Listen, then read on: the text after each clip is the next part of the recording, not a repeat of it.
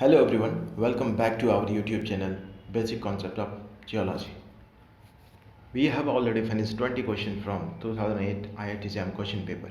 If you have any doubts regarding these questions, you can ask me, you can email me or you can WhatsApp me. My email ID and WhatsApp number is given on the YouTube channel cover page. आज के 5 questions काफ़ी important है, काफ़ी interesting है, तो उनको हम पूरे ध्यान से और अच्छे से करेंगे. ये क्वेश्चंस काफ़ी बार रिपीट होने वाले हैं, तो आप केयरफुली इसको ध्यान से करेंगे. तो let's see the question number 21. Obtuse bisectric figure is obtained if the crystal section is oriented.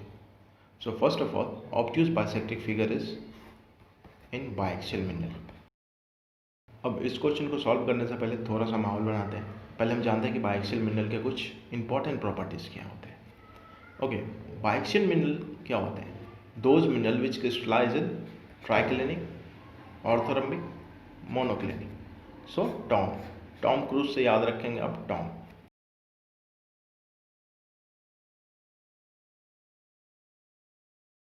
In biaxial mineral there are two optic axes. So because in biaxial mineral there are two optic axes, that's why it is different from uniaxial mineral. In uniaxial mineral we have only one optic axis.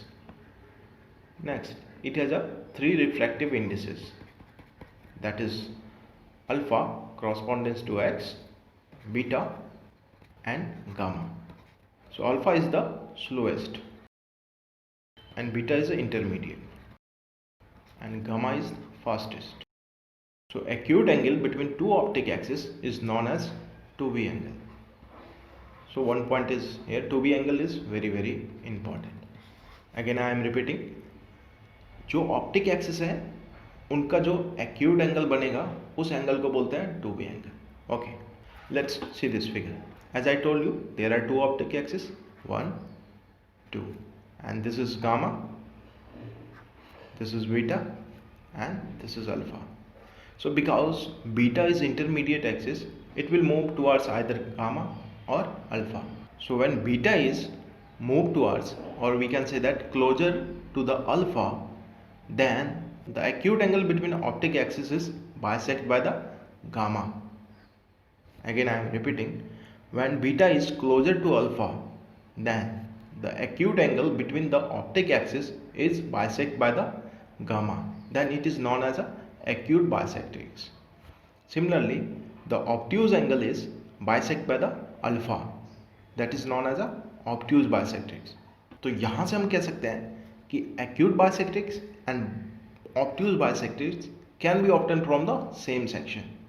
ये अलग अलग section से नहीं, same section से ही हम acute और obtuse bisectrix निकाल सकते हैं. तो मैं यही आपको बता रहा था. तो यहाँ से कोई कंफ्यूज नहीं करेगा कि अगर इन्होंने ऑब्ट्यूज बाइसेक्ट्रिक फिगर के बारे में पूछा है तो उसके आंसर में एक्यूट नहीं हो सकता. एक्यूट हो सकता है क्योंकि सेम ही सेक्शन से हम दोनों निकाल सकते हैं.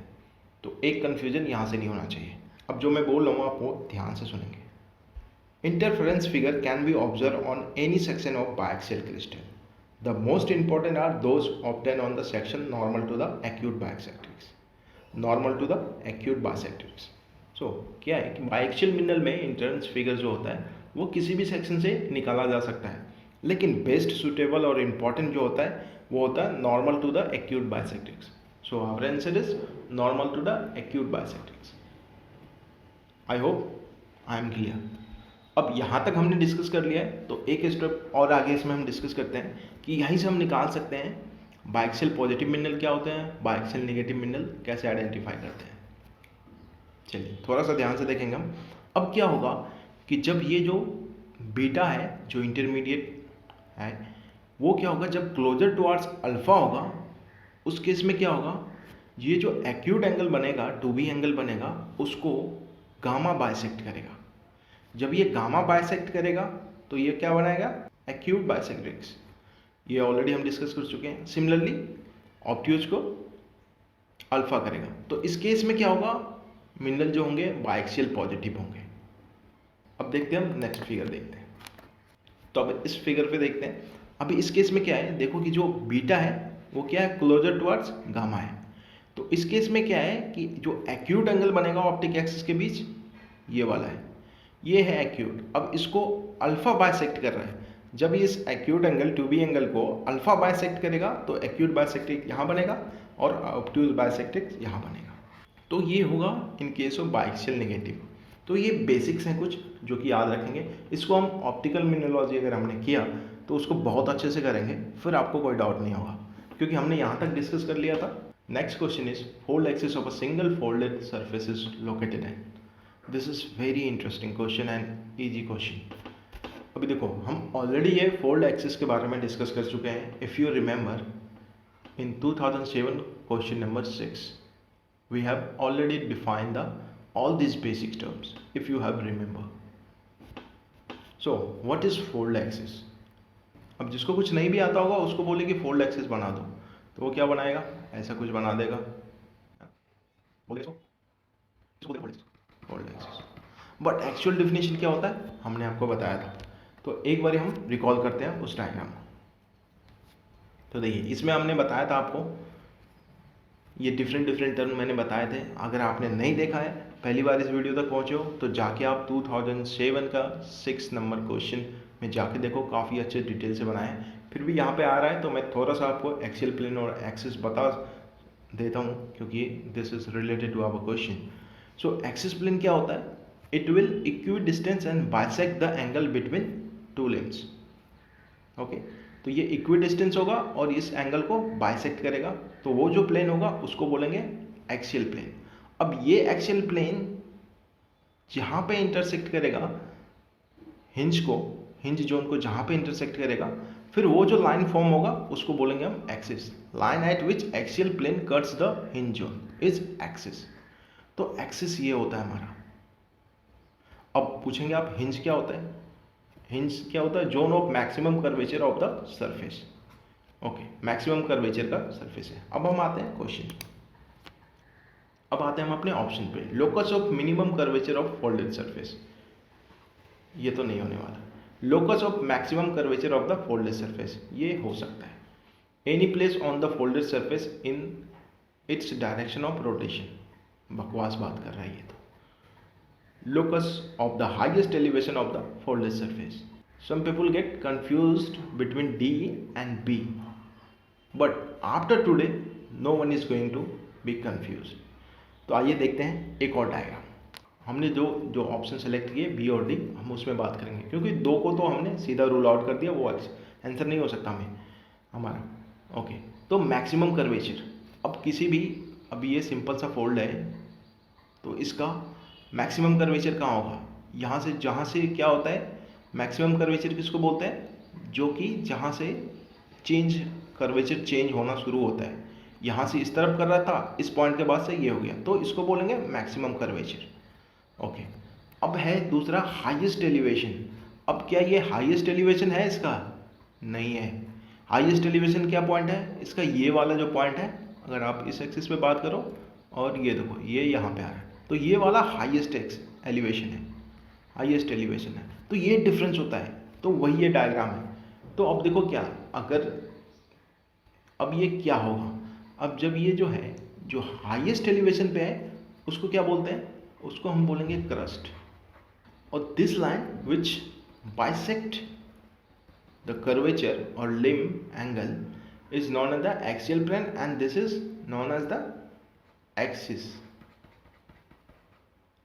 ओके, सिमिलरली जो ये लोवेस्ट पॉइंट होगा इसमें, ये देखो ये वाला लोवेस्ट होगा। ओके, जब आप इस एक्सिस पे बात करो तो ये लोवेस्ट है हमारा, तो इसको क्या बोलेंगे, ट्रफ।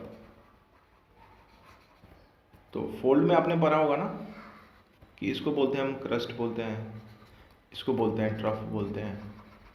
तो यही है, जो क्रस्ट वाला होता है ना तो वो हाईएस्ट पॉइंट को बताता है और ट्रफ जो होता है लोवेस्ट पॉइंट को बताता है। तो ये डिफरेंस है। अगर ये क्रस्ट के बारे में पूछ रहा होता तो ये ऑप्शन होता हमारा, but it is asking about the axis, तो ये मैक्सिमम कर्वेचर वाला होगा। तो ऑप्शन क्या हो गया हमारा, बी। तो आज के बाद से आई होप कि कोई कंफ्यूज नहीं करने वाला। Now next question is Terebratula is characteristic genera of. So Terebratula kingdom is Animalia, phylum is Brachiopoda.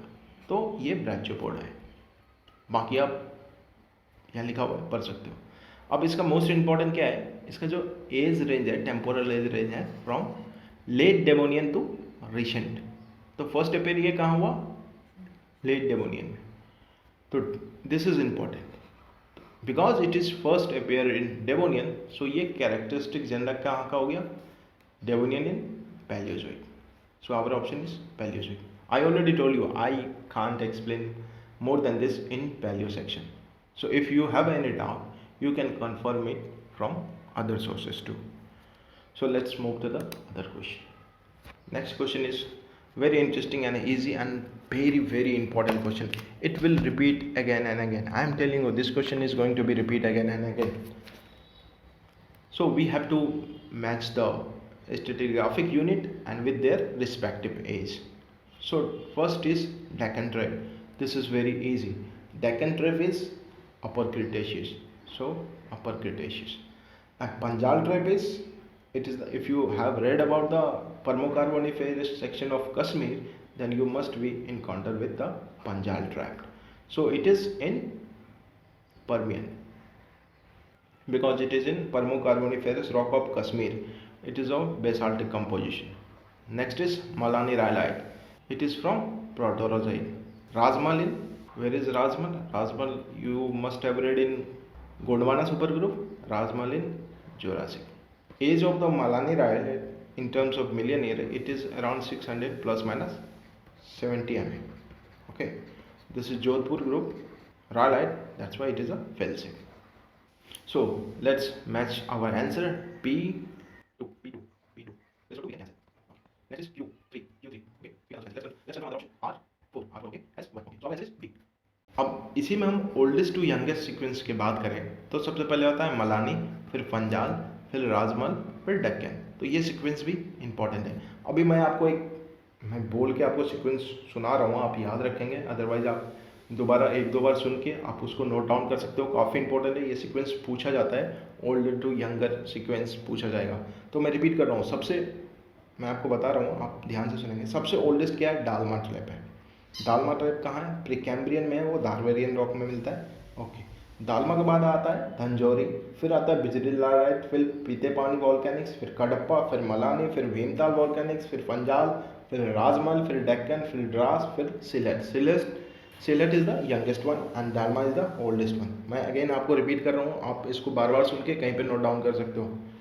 Dalma is oldest, Dalma is followed by the Danjori, then Bijli rhyolite, then Pitepani volcanics, then Kadapa, then Malani, then Bhimtal volcanics, then Panjal volcanics, then Rajmal, Deccan, Dras, and the youngest one is Sylhet. What is the age of Sylhet tribes? That is Paleozoic to Eocene. अब कहाँ पे ये? North east India of Jaintia hills in Meghalaya, और ये intermediate composition and acidic composition का है। तो इतना आप याद रखेंगे, यहाँ से आप बार बार सुन के आप इसको नोट डाउन कर सकते हो। थोड़ी मेहनत आपको भी करनी पड़ेगी। अब let's move to the next question. Again this is a very important and interesting question. The question is relationship between the grain size measurement in phi scale and DMM scale is. So this is also known as the phi scale and it is given by the WC Krumbein. इन्होंने क्या किया था? They modified the Udden Wentworth scale. इन्होंने क्या किया था कि जो वुडन वेंथवर्ड स्केल में आपने देखा होगा फ्रैक्शन में वैल्यू होती है, तो उन्होंने क्या किया था? रिड्यूस कर दिया। फ्रैक्शन वैल्यू को उठाने के लिए लॉगरिथमिक स्केल लाया था। अगर आप वुडन वेंथवर्ड की बात करें तो अगर सैंड साइज की ग्रेन की बात करें तो ये क्या होता था? रेंज 2 × 1.16, और वी कैन से दैट 2 से लेके 0.0625 तक। ओके, फ्रैक्शन वैल्यू को हटाने के लिए इन्होंने WC क्रोम्बलिन ने क्या किया था? लॉगरिथमिक स्केल लाया था। लॉगरिथमिक स्केल जिसको कि फाई स्केल भी बोलते हैं। ओके, अब इसका फॉर्मूला क्या था? Phi is equal to -log2d, ये है इसका फॉर्मूला। तो हमारा ऑप्शन क्या है? Phi is equal to -log2d, phi is equal to -log2d। तो ये हमारा आंसर हो गया। ओके, अब इसमें देखो फाई क्या क्या वैल्यू है? फाई जो है ग्रेन साइज का वैल्यू है। Okay, D is the diameter of grain.